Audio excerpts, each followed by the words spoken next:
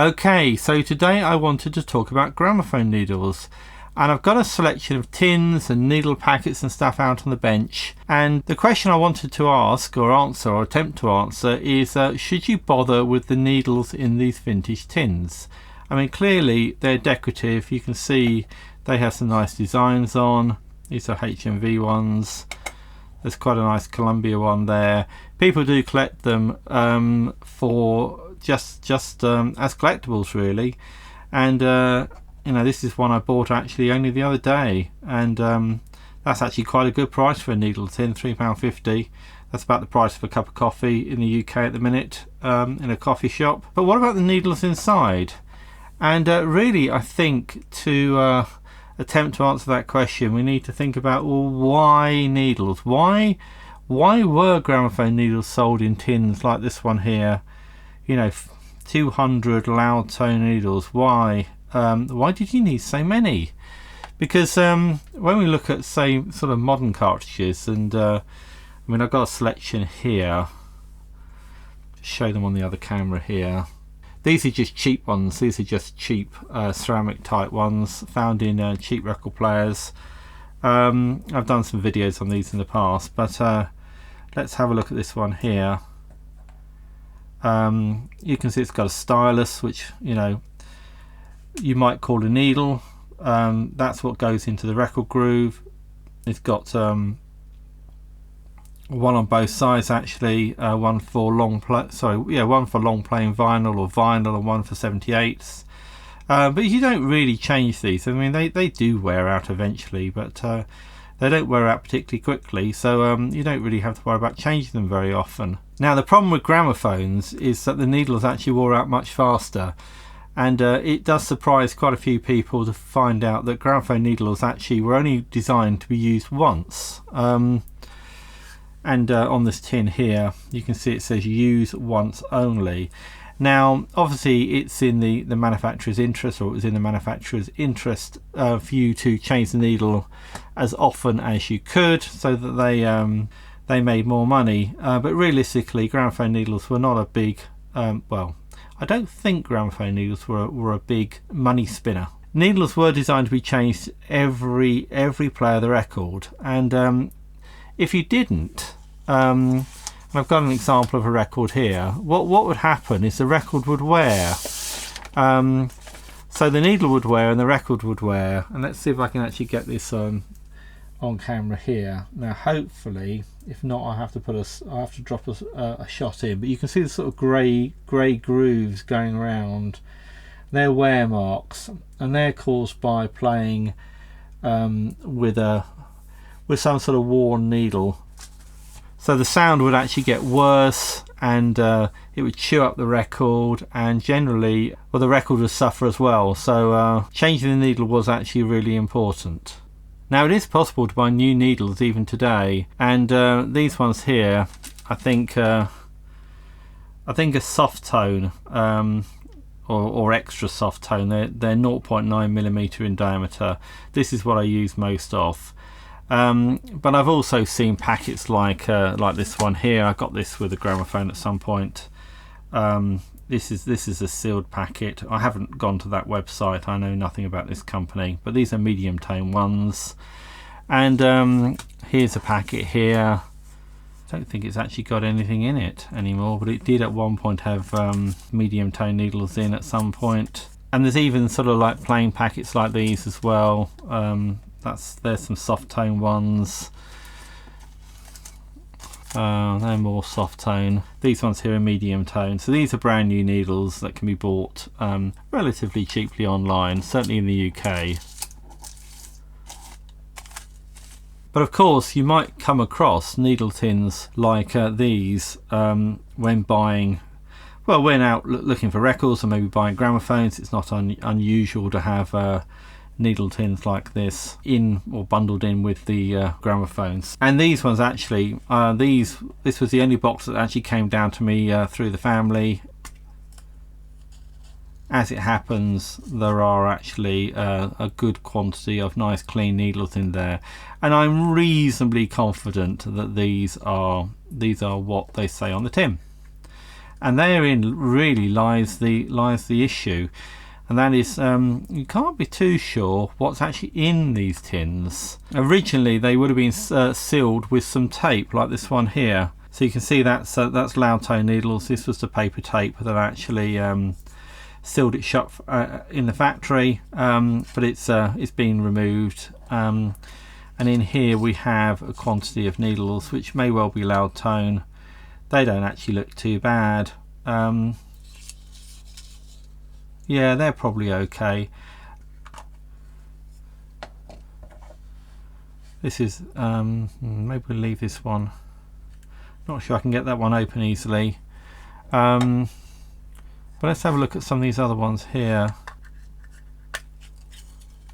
Now these ones here, these may well be loud tone needles. They look the right sort of thickness, but as you can see they've gone rusty. And you know, is it possible to clean them and get them back into playing condition? Yeah, probably, but you know, is it worth it? You know, there's a risk that you're going to damage your records with them.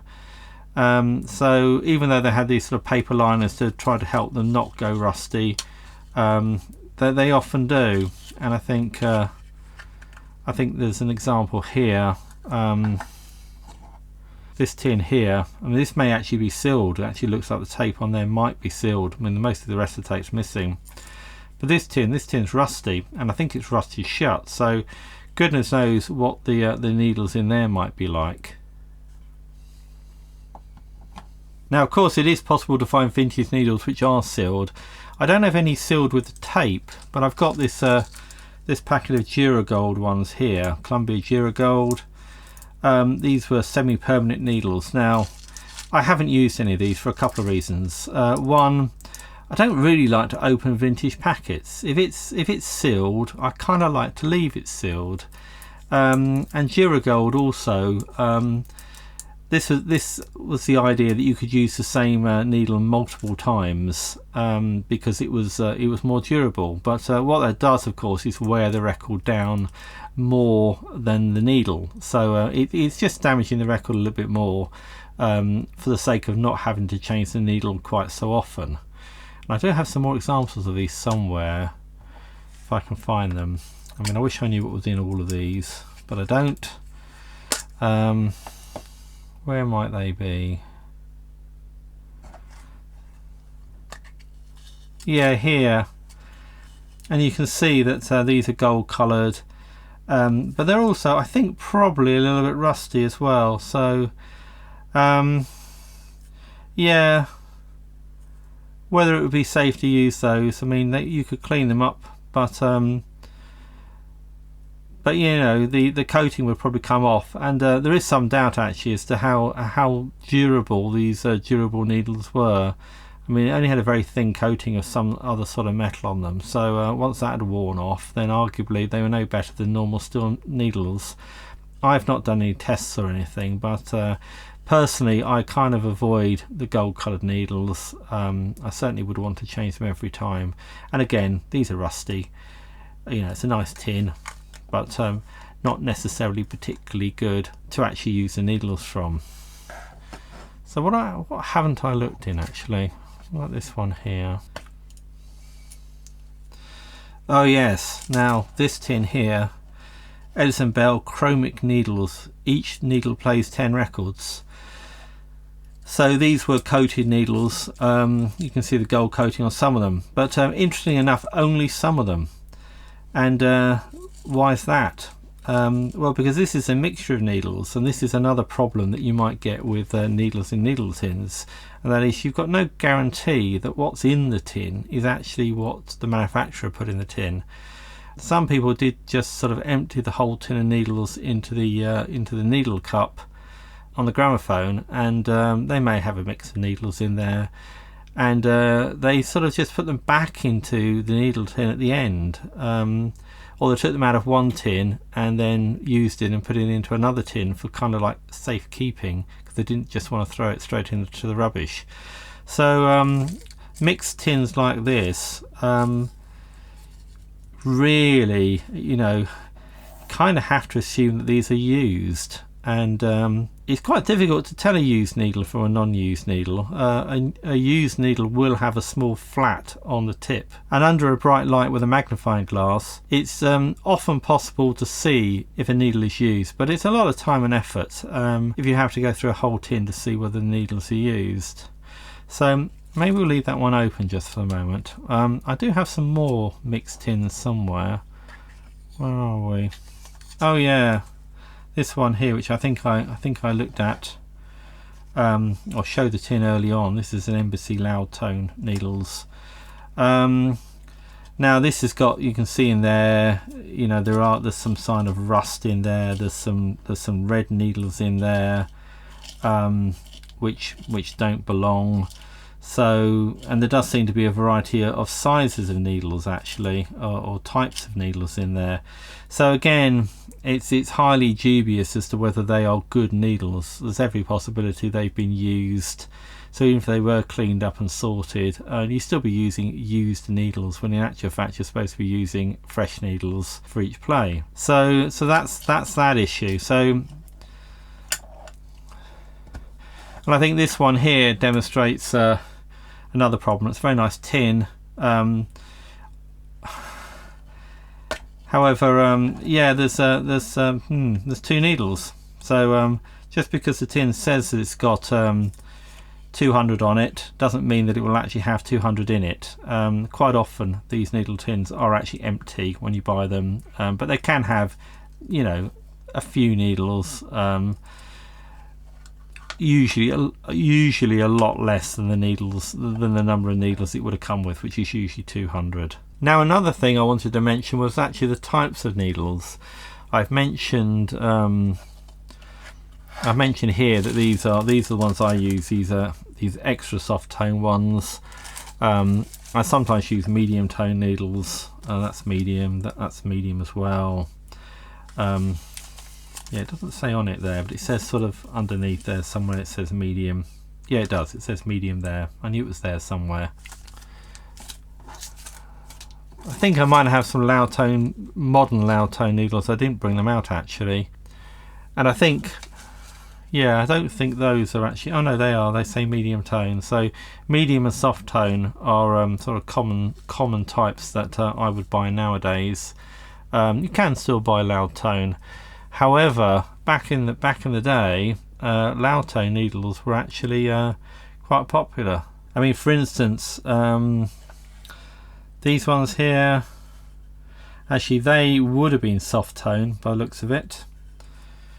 Let's move that over there. They're loud tone. Those are medium tone. These are extra loud tone, so these are even thicker. These ones here, these are loud tone. These are loud tone.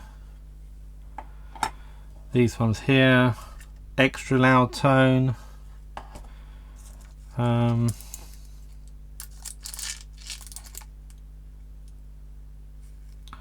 They don't seem to say actually.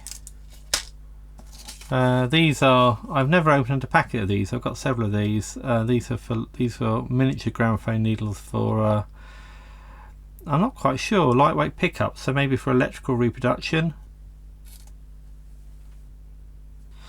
And these happen to be, well, half tone, which I think is a H&V designation for what we would call medium tone. But essentially a lot of needles, or a lot of needle tins that I find say loud tone on them, and they do tend to have loud tone needles in, although as I say, sometimes rusty, sometimes very dubious as to whether they're fresh or whether they've been used, often not that many. So yeah, so loud tone needles were obviously very popular back in the day, and I think the problem with loud tone needles really is that they wear your records more. Now yes, you get a louder sound out of them, but they don't flex as much, and so the records actually wear a bit more. So anyway, those are my thoughts. If you've got any comments, I'd be very interested to hear. So what do I use? I mean, you know, I do use these ones.